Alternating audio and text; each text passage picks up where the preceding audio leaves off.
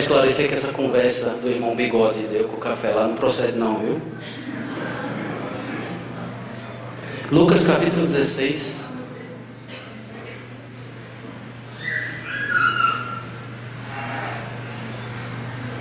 Estamos aqui para considerar a mordomia cristã como uma prova de fidelidade ao Senhor.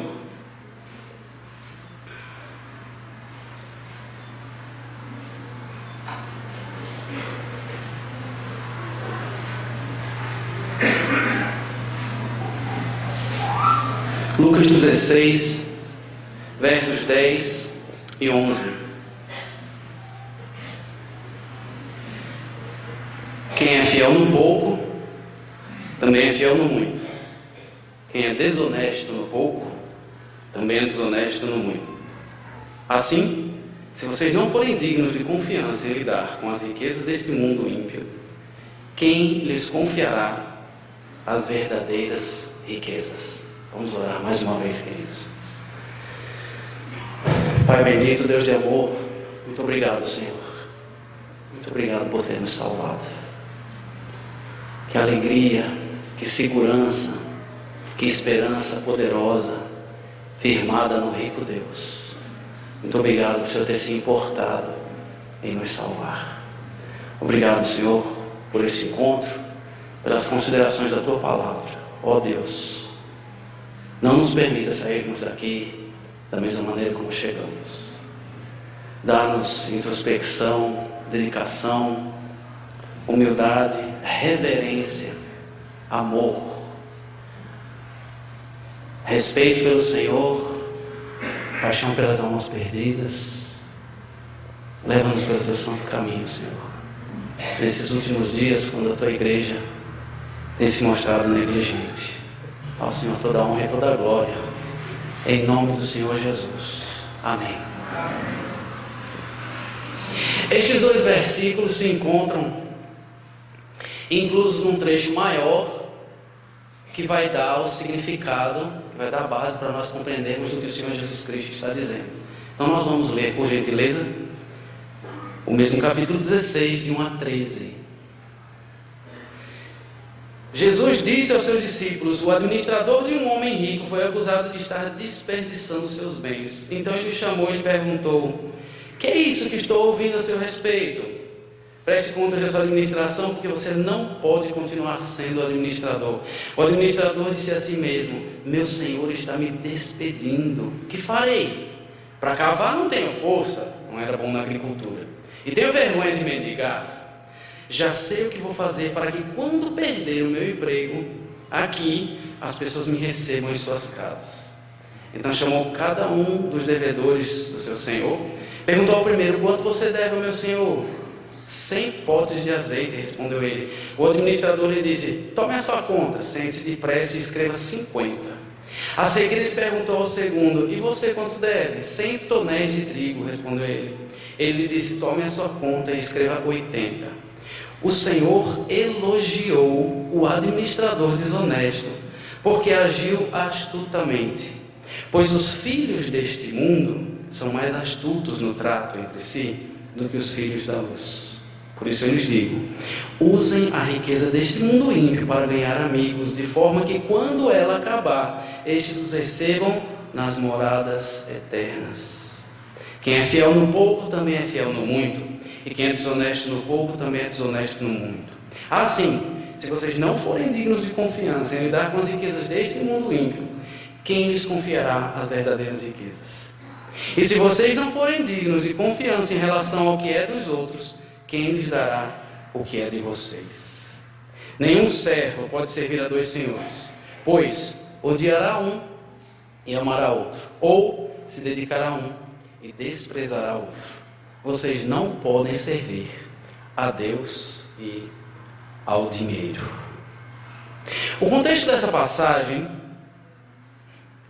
esta é a quarta parábola numa série contada pelo Senhor Jesus em resposta à crítica dos fariseus e escribas, porque o Senhor Jesus aceitava a aproximação de coletores de impostos e pecadores para ouvi-lo.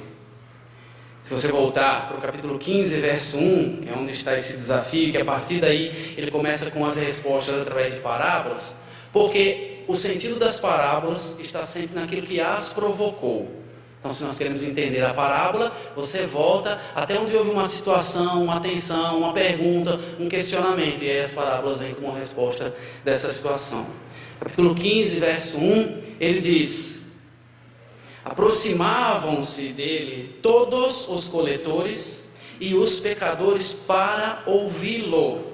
O verso 2, capítulo 15, diz: e murmuravam ou queixavam-se os fariseus e os escribas, dizendo: este recebe ou acolhe pecadores e come com eles. Essa era a situação.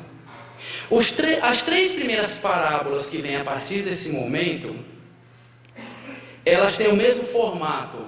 Deus não se contenta com somente os que já lhe pertencem. Ele quer buscar outros. Ele anseia pelos que ainda não são dele. As ovelhas perdidas é uma das... A ovelha perdida é uma das parábolas. A moeda perdida é outra. E o filho perdido, ou como conhecemos o filho pródigo, é a outra antes de chegar nessa quarta. Deus não se contenta só com aqueles que já têm. Nós estamos felizes com nossas igrejas cheias? Estamos satisfeitos, descansados? Talvez nossas igrejas não sejam cheias, mas talvez a gente esteja feliz. O irmão falou sobre tradição hoje, com aquela tradição: mas Deus não gosta de nada grande, Ele gosta do pequeno e do humilde. Tem que rasgar a página de Atos, onde 3.000 se converteram.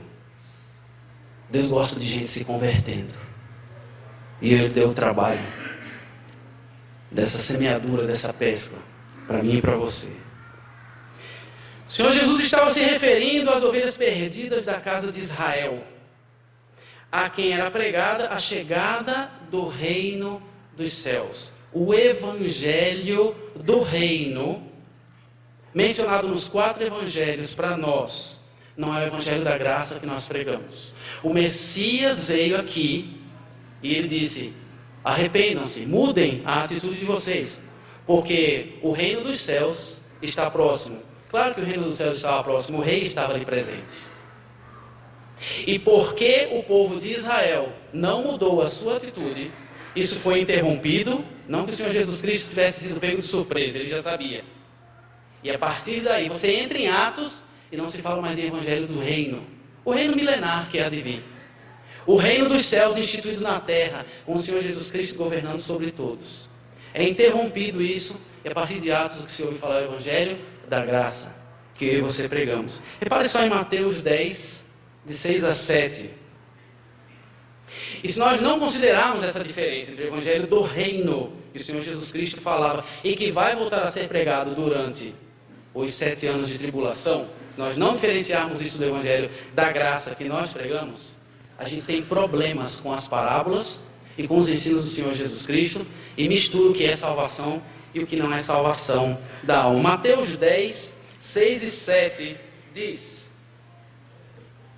antes, dirijam-se às ovelhas perdidas de Israel. Por onde forem, preguem esta mensagem: o reino dos céus está próximo. Quando Israel, enquanto nação, num total, rejeitou o Senhor Jesus Cristo terminantemente, isso você vai reparar em Mateus capítulo 12, porque a tradição dos judeus naquela época fazia-os crer que o Messias, o ungido por Deus, o Cristo, que viria, ele seria capaz, ele teria o poder de restaurar um endemoniado mudo. A fala que se propagava era essa: só o Messias será capaz de fazer isso. E é por isso que em Mateus 12, versos 22 e 23, quando ele efetua aquele milagre e fala: será esse porventura o Messias, o Salvador, a raiz de Davi? Eles viram o sinal que eles esperavam, mas os seus líderes religiosos rejeitaram o Senhor Jesus Cristo. e como eles seguiam piamente aquilo que os líderes dissessem, a nação como um todo rejeitou o Senhor Jesus Cristo. E por causa disso, claro, com as exceções, pessoas individualmente, e por causa dessa rejeição coletiva, o coração do povo de Israel, como um todo, como nação, foi endurecido. E só será reavivado no final da tribulação, quando mais uma vez será ouvido da boca deles: bendito aquele que vem em nome de Yahvé. Então, nós temos agora a quarta parábola nessa série de parábolas. E ela é mais, com a licença da palavra, ela é mais ousada, mais audaciosa. Ela menciona o que um administrador infiel, descoberto por seu patrão rico, astutamente planeja para não se ver com uma mão na frente e outra atrás ao ser despedido. Astutamente, ele alivia as dívidas dos devedores do patrão para que estes se lhe tornem amigos e o recebam na hora da necessidade, ou como diz a palavra de Deus, na hora que lhe faltar. No capítulo 16 que nós estamos, o verso 9: por isso eu lhes digo, usem a riqueza deste mundo ímpio para ganhar amigos, de forma que quando ela acabar, estes os recebam nas moradas eternas. E eu lhes digo, façam para si amigos de mamon da injustiça. Alguma Bíblia aí vai ter essa nota de rodapé, que o termo que ele usou para riqueza é mamon. Não é o termo que significa riqueza. Mamon era o deus pagão das riquezas. E ele usa um como sinônimo do outro, mas ele diz: façam para si amigos de mamon, das riquezas, da injustiça, para que quando lhes faltar, recebam estes a vocês nas tendas, nas moradas eternas. Fazendo paralelo entre os termos que ele usou e a realidade que ele quis figurar, nós temos Mamon, o deus da riqueza, o deus desse mundo. A injustiça, as riquezas injustas. A injustiça é a esfera em que o Deus desse mundo atua. Uma esfera de injustiça. Nosso Deus é justo e nosso inimigo é injusto. Ele vai contra aquilo que Deus proclama, a sua justiça. Ele fala, para quando lhes falte, e nós sabemos que ele estava querendo dizer, para que quando vocês falecerem, para quando vocês fecharem os olhos nesta vida, ele fala, eles os recebam.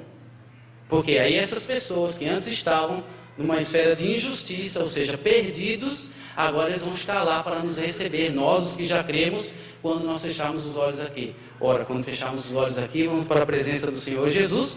Então, quando ele fala nas tendas, nas moradas eternas, ele está falando do céu, está falando da salvação. Mas que importante que ele disse, façam para si amigos destas pessoas nessa situação. Isso significa evangelizar. O contexto era judeu, porque era o evangelho do reino, e nós, agora, na época da graça, fazemos a extensão, a aplicação devidamente no evangelho da graça. O Senhor Jesus estava tratando naquele momento das ovelhas perdidas de Israel. Agora, nós tratamos, de acordo com o mandamento do Senhor Jesus, daqueles que nem ainda são ovelhas de Deus, sejam judeus, sejam não judeus. O verso 10 desta passagem diz, o fiel no pouco, no mínimo, também é fiel no muito.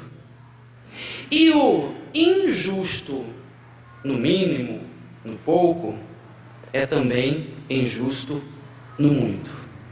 A que se refere esse pouco, esse mínimo e esse muito que o Senhor Jesus mencionou? E ele explica no verso 11. Se, pois, nas riquezas, e ele mencionou mamon de novo, então ele está falando do reino desse mundo. Se nas riquezas injustas, você está falando de mamon, do rei desse mundo, porque ele usou, Porque ele se referiu a riqueza? Porque a nossa Bíblia fala riqueza? Porque ele fez a comparação usando aquele administrador infiel com relação a dinheiro. Se, pois, nas riquezas de infidelidade, vocês não se tornam fiéis, quem lhes confiará aquilo que é verdadeiro? Se, pois, nas riquezas, no mamon da injustiça, vocês não se tornam fiéis, quem lhes confiará o verdadeiro? Fazendo um paralelo, então, sobrepondo o verso 10 com o verso 11, nós temos a resposta à nossa pergunta. Fiel no mínimo, no pouco, é ser fiel no mamon da injustiça. É ser fiel na hora de lidar nesse momento que nós estamos aqui, lidando com as coisas desse mundo, com o Deus desse mundo, com a injustiça que vigora nesse mundo. Esse é o mínimo, esse é o pouco. Jesus faz referência ao administrador astuto, já que, como diz a palavra de Deus, os filhos deste mundo são mais sábios, mais prudentes do que os filhos da luz. Então ele fala assim: bem, quero ensinar esperteza para vocês, crentes do Senhor Jesus Cristo. E como os mais espertos são os deste mundo, então eu vou mostrar um exemplo lá no mundo, para que vocês percebam a estratégia deles e vocês se tornem espertos para o reino dos céus. Lembrando que nós não temos muito tempo para fazer isso. Então, a pergunta é: temos nos adequado às necessidades atuais e aos recursos disponíveis atuais para alcançar os perdidos? Desde que os recursos atuais, as estratégias atuais não venham contra os princípios bíblicos? Ou será que estamos atrasados e freados em nome, como o irmão mencionou, de tradições humanas, não bíblicas, as quais nós gostamos de chamar bíblicas? Às vezes alguém tem uma ideia, uma inovação, um pensamento. Não, irmão, a gente é crente, não deve fazer isso. Nem na Bíblia está escrito. Me parece que o maior livro da Bíblia é Acrescentares. Lá tem todos aqueles versículos que a gente não encontra em nenhum mais lugar. Eu, na qualidade de missionário, conheço um de cor. O missionário viverá por fé. No resto da Bíblia está escrito que o justo viverá por fé, eu e você. Mas em Acrescentares está escrito que o missionário viverá por fé. E assim nós vamos acrescentando dia a dia o que pode, o que não pode, o que deve, o que não deve, que a Bíblia nunca disse. E a gente vai puxando o freio de mão. E a gente vai se tornando fariseu e saduceu. Fala: não, você como um crente não pode fazer isso. E o fariseu dizia: olha, esse aí come com pecadores, esse aí conversa com prostitutas. Ele fala também do muito, no verso 10. No verso 11, ele diz que o muito é o verdadeiro. Porque o Senhor Jesus chama de verdadeiro o muito. Bem, o pouco é o do Deus desse mundo, da injustiça, onde não há segurança alguma. Mas lembremos de uma coisa, e isso é importante para nós, a quem Deus chamou para uma responsabilidade grande e vai cobrar a altura dessa responsabilidade, aqueles que fomos chamados a ensinar a igreja de Deus. Nós sabemos que a nossa Bíblia, tal como nós temos aqui, ela não foi escrita em português. Não foi escrito lá no Morro da Urca, lá no Rio de Janeiro, olhando aquela beleza e tudo lá. Não. Foi escrito em hebraico, a língua do povo de Israel até hoje, uma pequenina porção, depois que eles foram escravos na Babilônia, em aramaico, que é a língua dos caldeus, que os aprisionaram. E aliás, era essa linguagem que depois eles falaram quando o Senhor Jesus Cristo esteve aqui na terra, esse aramaico. E o Novo Testamento foi escrito em grego. E aí nós nos dedicamos a estudar essas coisas, a pesquisar e tudo, mas precisamos nos lembrar que apesar do grego nos dar informação sobre o Novo Testamento, ele foi uma língua emprestada. Quem estava usando essa língua não era dono da língua, não era grego, era judeu. Então, além de pesquisarmos o grego, precisamos ver por trás do grego qual é a mentalidade judaica. E por que eles não escreveram na língua deles? Porque o grego era a segunda língua mais falada por muitos lugares. E eles queriam que a palavra de Deus se espalhasse. Se eles escrevessem em hebraico, muita gente não ia entender. Então, eles se dispuseram a escrever numa língua que nem era deles, para que a palavra de Deus tivesse o maior alcance. Eu e você nos dispomos a quê no dia a dia? Para que a palavra de Deus tenha um maior alcance. Nós acordamos quanto tempo antes de sair para as nossas obrigações de manhã para orarmos por todo, um por um, cada membro da nossa igreja, pelos nossos vizinhos, pelos colegas de trabalho que ainda não conhecem a Cristo, os colegas no colégio, os nossos familiares descrentes, para nos dedicarmos ao conhecimento da palavra de Deus, que tem faltado muito, e por isso os ensinos errados têm entrado em nossas igrejas, e assim por diante. Qual é a nossa parte nesta geração, para que a palavra de Deus alcance um lugar maior? E então, na mente judaica, mesmo lá no Novo Testamento, escrito em grego, quando se fala em verdade ou em verdadeiro, na mente do judeu, verdade não é simplesmente o contrário de falso. Você lembra lá no colégio? Marque verdadeiro ou falso. Tá certo? Seu Walter Alexandre, ele era da Inglaterra, verdadeiro ou falso? Verdade, né, tio Walter? Não, falso, da Escócia. Muito bem. E assim por diante, tá bom? Então, verdadeiro ou falso? Não é isso. Verdadeiro ou verdade para o judeu é aquilo em quem eu posso confiar. Quando o judeu abre a boca para falar, isso é verdade, ele diz, eu coloco a minha confiança nisso. É interessante que a palavra amém que nós temos, ela vem de um verbo, amar, que significa confiar.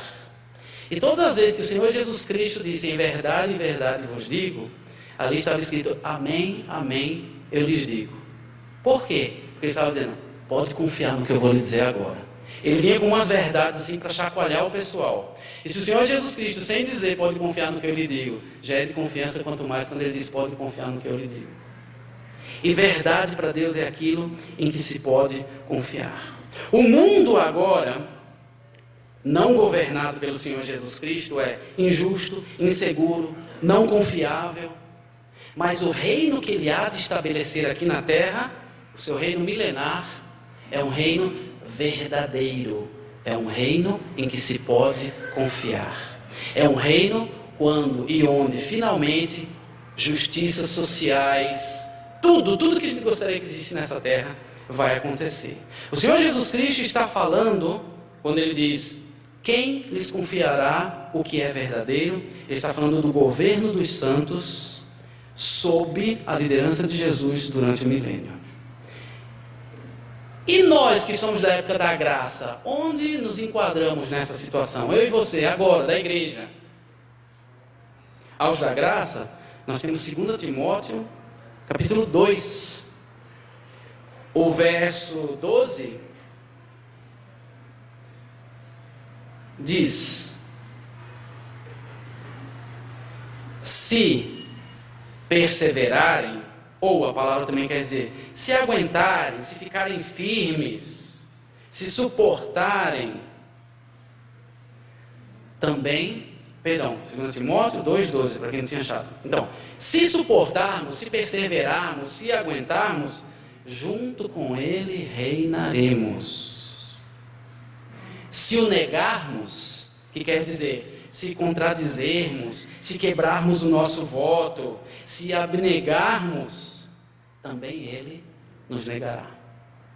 Também Ele não vai cumprir o que Ele gostaria tanto de cumprir, que é que nós reinemos junto com Ele. Então, é palavra de Deus para nós, Igreja do Senhor Jesus Cristo agora. Se você for fiel agora, você reinará comigo. Se você se nega a ser fiel agora, você vai ficar só chupando o dedo no milênio.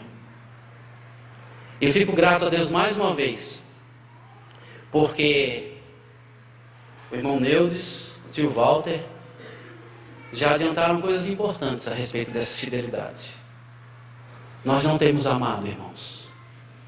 Nós não temos amado a alma perdida. Nós não temos amado as nossas igrejas. Eu estou falando nós, eu me incluo. A palavra de Deus diz: considerem a todos os outros superiores a você. E nós temos trabalho para o resto da vida para fazer com isso, com a ajuda de Deus. Nós não temos amado a palavra de Deus. Nós não temos amado a defesa da nossa fé, que nós devemos fazer. E por isso ensinos errados têm entrado no meio da igreja de Deus. Nós temos sido relapsos, nós temos amado as coisas deste mundo. E ele fala: se vocês perseverarem, vocês vão reinar junto. Se vocês se negarem a isso, na hora lá ele também vai negar o que lhe seria devido. Interessante que no mesmo capítulo 2 Timóteo 2, o verso 2 diz: e as coisas que vocês escutaram de mim, através de muitas testemunhas, confiem estas a homens fiéis, os quais serão capazes de a outros ensinar. É interessante que o verbo confiar aí, em 2 Timóteo 2,2, não é o mesmo verbo usado pelo Senhor Jesus Cristo lá em Lucas, quando ele fala: se vocês não forem fiéis nas coisas injustas, quem lhes confiará as verdadeiras? Esse verbo confiar de 2 Timóteo 2, ele significa dispor, colocar ao longo de, apresentar. Qual foi a última pessoa que eu e você discipulamos? Com que fidelidade nós temos apresentado as verdades de Deus àqueles que vão ser fiéis e capazes para continuar? Porque às vezes, até na qualidade de missionários, nós vamos para o campo com tanta dedicação em criar uma igreja forte, mas nós nos esquecemos de criar uma igreja que prossiga depois que nós passarmos. E é triste nós vemos quando o missionário se vai, a igreja minguar. O pensamento do missionário, desde o primeiro dia que ele pisa o campo, é já começar a preparar aqueles que serão fiéis para darem sequência. Então aqui em 2 Timóteo ele diz para nós apresentarmos aqueles que vão ser capazes, e lá o Senhor Jesus falou: quem os confiará? Quem vai lhes creditar? É o mesmo verbo usado para quando fala de crer em Cristo como Salvador. Lucas 16:11 é que ele fala isso, né? Quem lhes confiará aquilo que é verdadeiro? Pergunta: por que Jesus chama ganhar almas para ele de o mínimo, o pouco? Porque a nossa parte aqui, ele fez a comparação com o administrador injusto, infiel. Ele foi lá e ganhou para si amigos. E ele explicou no verso 11: então vocês vão também e ganhem desse reino injusto amigos que depois venham a lhe receber lá nas moradas eternas, quando esta vida lhe faltar. Porque o Senhor Jesus chama ganhar almas para ele de o pouco, o mínimo. Primeiro motivo que eu identifiquei: porque a justificação, que é o primeiro momento da nossa salvação, é só o começo. Vamos fazer a sequência? Justificação, depois santificação, é o momento que eu e você vivemos agora, isso também é salvação. Depois glorificação, que é o momento que fecha a nossa salvação. Galardoamento, a sequência da nossa vida como cristãos. Bodas do Cordeiro, reinar com Cristo durante 1000 anos, julgamento dos anjos, a Bíblia diz que nós havemos de julgar os anjos, e eternidade. Percebe que a justificação, o crer em Cristo, é só o começo de um plano maravilhoso que Deus tem para a minha vida e para a sua. Segundo motivo pelo qual o Senhor Jesus chama ganhar almas para Ele, o pouco, o mínimo. É porque a justificação depende muito pouco de nós, de mim e de você. Vamos ver tudo que engloba a justificação? O Pai planejou, o Senhor Jesus Cristo, o Filho, pagou pela justificação. Chegou a minha parte e a sua, aproveito que é a única. Nós pregamos o Evangelho? Acabou a minha sua. O injusto ouve ou lê? O Espírito Santo convence do pecado, da justiça e do juízo? O injusto toma a sua decisão? Ele crê e Deus o justifica. Num processo de 7 passos, eu e você só temos uma parte: pregar o Evangelho.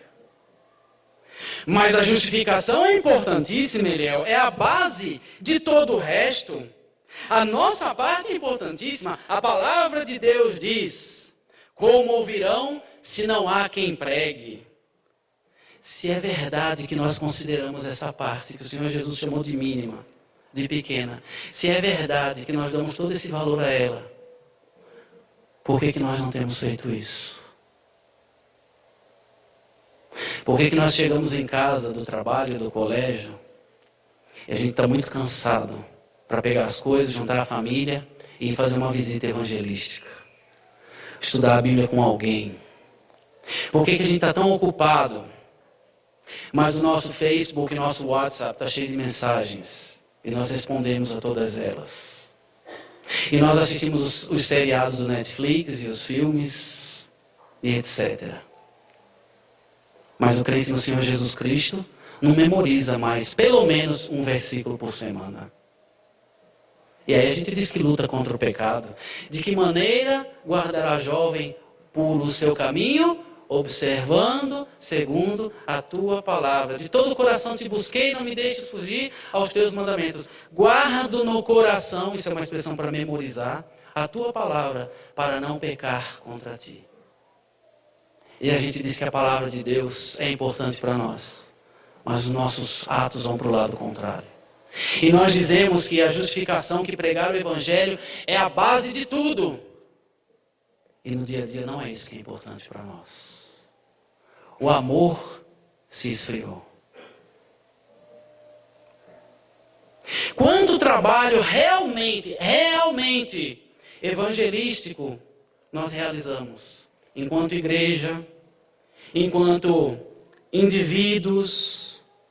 Quantas Bíblias nós compramos para dar para pessoas, para levar em repartições públicas, para dar uma de presente para o médico na hora que você vai lá no médico, para dar uma na hora que passa reciclagem, passa reciclagem lá para vocês também, né? Reciclagem, você dá o lixo lá para só um instantinho. Está aqui, ó, uma folhinha do ano com um versículo e a Bíblia, a palavra de Deus. Olha, você abre lá em Marcos, leia que Deus vai te abençoar.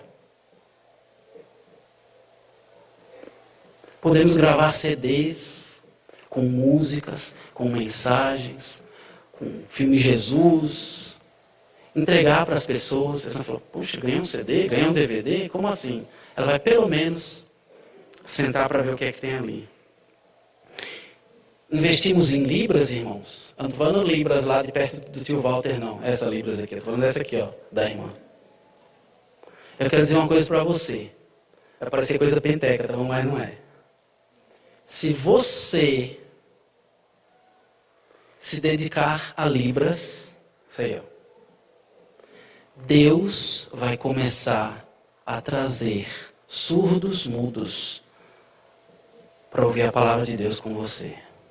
Eu vou fazer Libras, não tem com quem falar. Olha a cara amarela. Se você se dispuser a assistir um pouquinho menos de Netflix e papear e ver a foto de meio mundo de gente no Facebook e for estudar Libras, Deus, que não tem encontrado filhos fiéis para quem trazer, vai trazer descrentes para a sua presença. Se eu estiver errado, você faça o curso de Libras, depois você vem e me chama de charlatão. Então, eu falo, olha, eu gastei meu tempo todinho, não veio nenhum. Não vai acontecer isso. Braille. Quanto material existe disponível em Braille? Quantos cristãos estão trabalhando para isso? Temos trabalhado, as estatísticas dizem, dos grupos que são negligenciados por mim e por você. Os riquíssimos, os paupérrimos, os guetos. Gueto é bonito, né? Tá bom, vou traduzir, maloqueiro. Os guetos, os marginalizados. Fiquei muito feliz quando o irmão falou aqui da frente dos ciganos. Eu dei glória a Deus. A gente acha cigano, a gente vê cigano e sai correndo, vai achar que ele quer a nossa mão para ler. Só pensa nisso, né? Esquece que ele precisa da salvação. Os muçulmanos que estão tomando o sul do Brasil e agora estão investindo no Nordeste, porque já que ninguém investe para furar poço de água para aquele povo, eles vão lá com o dinheiro deles e investem. Enquanto o crente, contrário à palavra de Deus, fala assim, não sei se eu quero casar, enquanto o Senhor Jesus Cristo fala assim, mas ficar solteiro só é possível aquele a quem Deus der. Enquanto o crente casado, primeiro eu falei que não era casado, fala assim, acho que a gente não vai querer ter filho não. Olha aqui nosso cachorrinho, beijo na boca. Filhinho. Pulga no beiço. E a Bíblia diz que os filhos são herança do Senhor. E a gente fala assim, quer não. Os muçulmanos têm 8 filhos. Os muçulmanos têm 8 filhos porque é fácil criar filho? É nada. Eles têm 8 filhos porque são 8 muçulmanos a mais no mundo. E a minha Bíblia e a sua manda nós enchermos a nossa aljava de filhos. Ah, não dá. O mundo está muito difícil. Na época do meu avô era muito fácil mesmo, né? Mentiras. Os muçulmanos, os indígenas. Eu quero com tristeza no coração dizer a vocês que irmão sério, ensinador da palavra, missionário, presbítero, pessoa séria, eu respeito. Uma vez falou assim, é um desperdício mandar um missionário para uma tribo de umas 500 pessoas, enquanto ele pode ser aproveitado numa cidade grande. Eu tenho uma dificuldade, quando eu ouço uma coisa muito absurda assim, eu travo, porque se eu disser alguma coisa, eu vou ser grosseiro.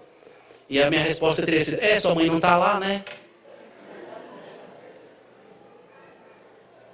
Cristo morreu para que as nações o conhecessem. Cada tribo, língua, povo e nação. E o Brasil é um país de múltiplas nações. A maioria delas indígenas. Mas é um desperdício. Porque a gente sabe mais do que Deus, não é verdade? É um desperdício mandar um missionário. Até parece que a gente está fazendo tudo isso nas nossas cidades, nos nossos centros urbanos. Mas é um desperdício. O Marco do Seu Walter Alexandre... Deixa eu explicar, né? Marco Seu Walter Alexandre era nos anos 80. Quando ele era ainda um rapazinho, paquerando Marisaura, aquela coisa toda, era Marco Seu Walter Alexandre. Não, a casca é grossa já. O Marco Seu Walter Alexandre, e agora eu vou explicar porque a nova geração não sabe, né? Naquela época que tudo era mais simples, era Marco Seu Walter Alexandre. Hoje em dia é John Mark.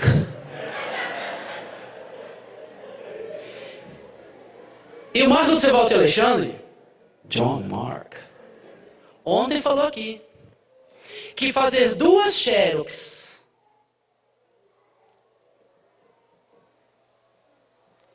é um desperdício. Irmãos, nós estamos brincando de quê?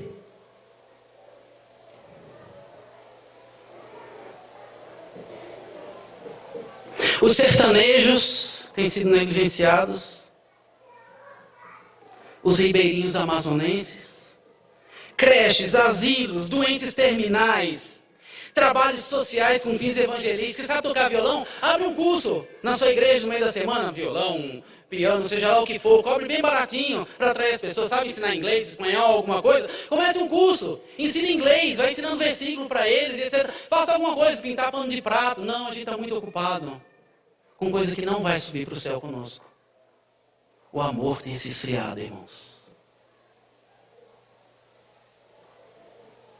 O irmão me contou que uma vez vindo lá do Nordeste, de volta para sua cidade, e conversando com outro missionário sobre a necessidade do Nordeste, esse outro missionário falou assim, eu ir para o Nordeste, passar necessidade, falta d'água, enquanto eu aqui na minha região, eu já tenho o meu orçamento montado, as pessoas que me convidam para pregar, eu já tenho meu orçamento mensal montado. Misericórdia, queridos.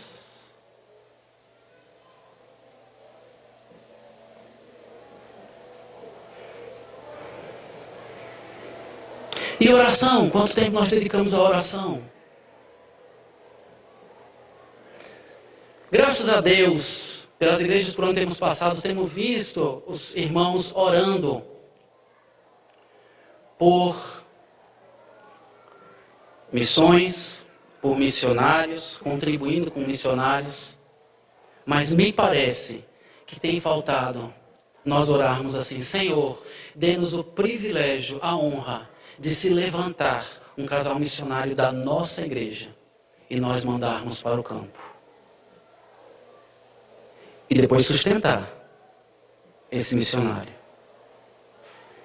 Mandar missionário para o campo não é recomendar um missionário à obra e depois querer que ele fique preso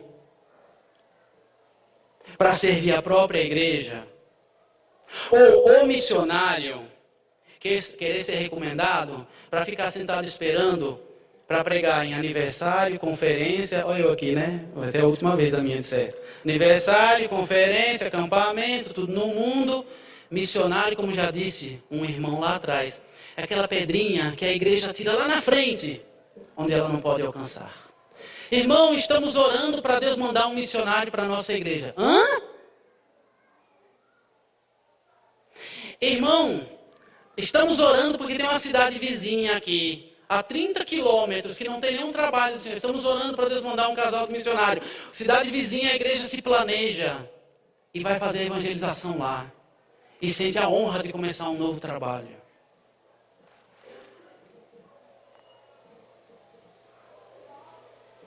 Qual foi a última vez que um casal missionário foi enviado da minha igreja e da sua igreja? E que tem sido cuidado? Quantos anos tem a minha igreja e a sua? E quantos missionários já foram enviados? E talvez você fale assim: mas você está pregando para missionário aqui? Você tem que falar isso nas igrejas. Ok. Eu e você, missionários, formadores de igrejas, de mentalidade cristã, bíblica, estamos ensinando para essas igrejas? Para que essas igrejas sejam igrejas missionárias e formem outras igrejas missionárias? E aí tem a questão financeira, né? Falei em dinheiro, não pode falar em dinheiro na casa de oração. Agora já falei, né? Agora vai até o fim, já é a última vez mesmo. Se você abrir revistinha daí, aquelas coisas no computador, seja lá como for, para pesquisar sobre missionário, ou eu queria mais informação sobre missionário. E aí você abrirmos lá, e não tiver um telefone do camarada, um e-mail, endereço, qualquer coisa, sinal de fumaça, algum jeito de achar esse homem. Então assim, puxa vida, mas também não ajuda, né? A gente quer poder ter contato com o irmão e não tem nenhuma informação dele aqui. Ok. Se eu e você, todo mundo aqui sabe que o missionário vive de oferta. Se eu e você, na hora que abrirmos isso daí, além de encontrar o telefone, o endereço, o e-mail, etc., encontrar a conta bancária dele, eu falo assim: já foi melhor na casa de oração. Agora, se a nossa mentalidade fosse outra, se a nossa mentalidade fosse outra, a gente ia abrir lá sobre o irmão, o telefone é para poder ligar para ele, ter notícia, orar com ele, etc. E não achasse lá a conta bancária dele, não é obrigado toda a conta bancária você falar, eu tenho que dar algum dinheiro, não é para isso. Mas na hora que você quisesse contribuir e falasse, não tem conta bancária, fala, puxa vida, nós estamos em 2017, e a pessoa coloca telefone e tudo e não coloca a conta bancária, quer dizer que eu vou ter que ligar para ele, e dependendo se ele estiver lá no meio do mato, nem vai pegar o telefone e tudo. Se a nossa mentalidade fosse outra. Deus permita que no meio dessa mentalidade que não é outra, alguns de nós não encontrem nisso o prazer de poder ligar para o irmão para que ele fique sabendo que fui eu que contribuí. Deus permita que seja somente tradição humana e não orgulho carnal. Quando alguém pede motivo de oração pela saúde, eu peço oração pela minha saúde, pela saúde da minha esposa, porque ela está gravemente enferma. Ponto. Fala, poxa, mas o irmão não disse o que é, não deu detalhes, o que está acontecendo com ela, se está no hospital, nem nada. Por que não deu detalhes? Mas se o missionário, quando falar, pedimos oração dos irmãos pela obra do Senhor aqui, se ele começar a mencionar valores, quantidades, no que vai ser investido, não precisa. O Senhor sabe de todas as coisas. 2 pesos e 2 medidas, o Senhor abomina. E a gente vai puxando o freio de mão da obra de Deus. Faltando com a verdade da palavra de Deus, faltando com o amor, faltando com o chegar junto na obra de Deus. Você sabia que a Bíblia tem mais versículos sobre finanças do que sobre amor?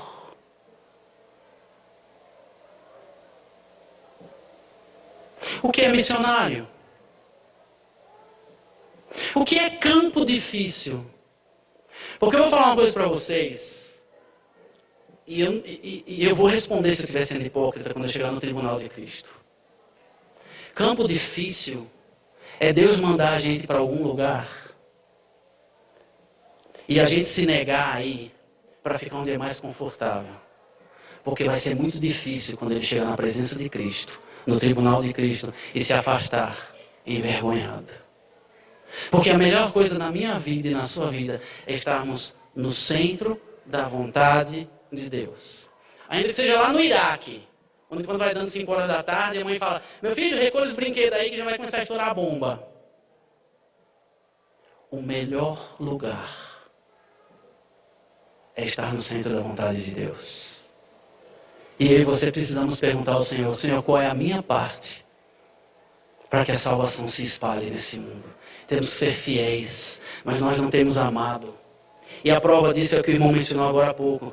Os nossos cultos a Deus, nosso momento de reunião, tem sido sem reverência.